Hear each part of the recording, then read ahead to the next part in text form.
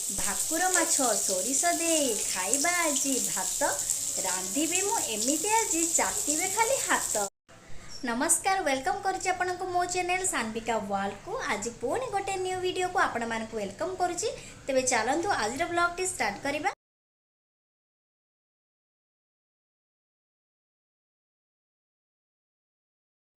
तो देखंतु मो हाथ रे बे भाकुर माछ अछि जोटा कि मु लूण हळदी आ लेंबू रस पकेकी ताको आगुरु गोळेकी रखिथिली। तो एबे याको भाजीबा। तो मु आज गोटे बढ़िया सुंदर आइटम टे बनेबी बालेश्वरिया सोरिष मसला देकी। बालेश्वर रे एटा को आमे कहू माछ टकरसा। तो चलंतु आज प्रिपरेशन केमिति होची माछ टकरसा सेटा देखिबा।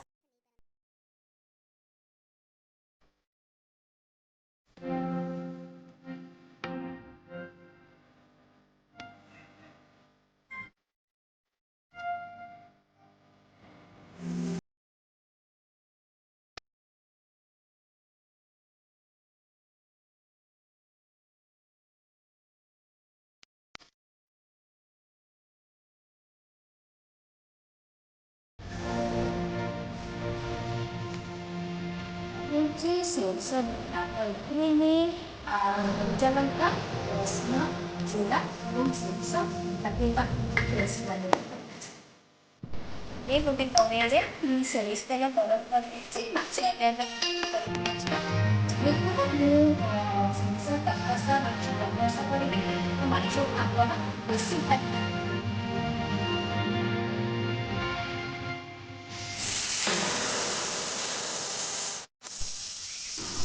जेहेतु आम सोरिष मसला देके माछ तरकारी करबा तो सेतिपाई माछ को आम पूरा कड़ा कर भाजवा नहीं।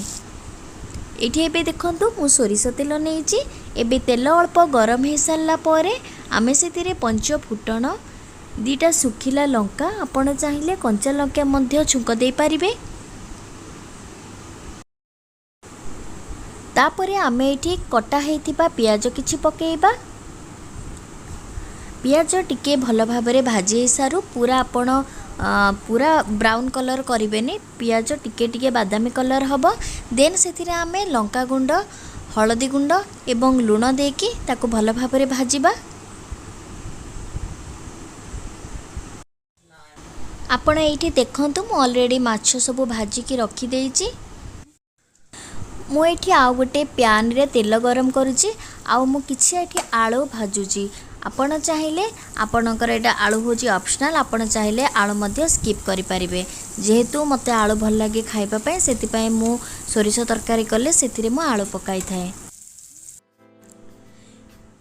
तो मसला पय एठी मु धळा सोरिष नेइची। जदि आपन पाखरे धळा सोरिष नाही आपण कळा सोरिष नै परिबे। तापरे मु एठी नेइची रसुण किछि तो आपण माछर परिमाण को नेकी रसुण नेबे। तापरे मु एठी नेइची किछि खंड अदा नेइची। तापरे आपण चाहिए कंचा लंका भी नहीं पारिबे आउ जीरा किछि नेबे। तापरे ए सब को मिसे के भल भाव गोटे पेस्ट बनै दियंतु।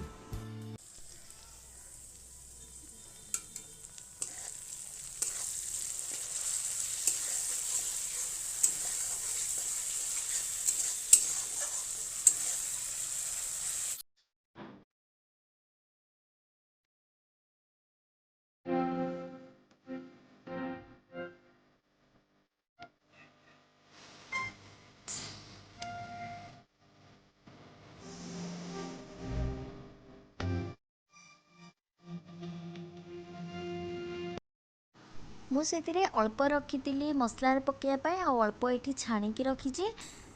एबे मसला आमर हो सारा पर मु जो रखी सोरिष मसला छाणिकी मुझे पकईदेवी। तापरे ताको भल भाव फुटिबा को किछि समय छाड़ीदेवी। माछर सबू आइटम प्राय बंगाली मानक बहुत पसंद। से माने माछर बहुत प्रकार आइटम करती। आम गाँ पटे यहाँ को माछ झाल कहती। तो यहाँ बहुत ही सुंदर लगे खाइबापी। आपण भात सांगरे खाइबे बहुत ही टेस्टी लगिबो। एबे यहाँ भल भाव फुटी आसिलानी। आपण देखि पारुथिबे यार रंग भी बाहरी आसिलानी। बहुत भल बास्ना भी आसुची। एबे आमे सेथिरे पानी किछि पकेइबा।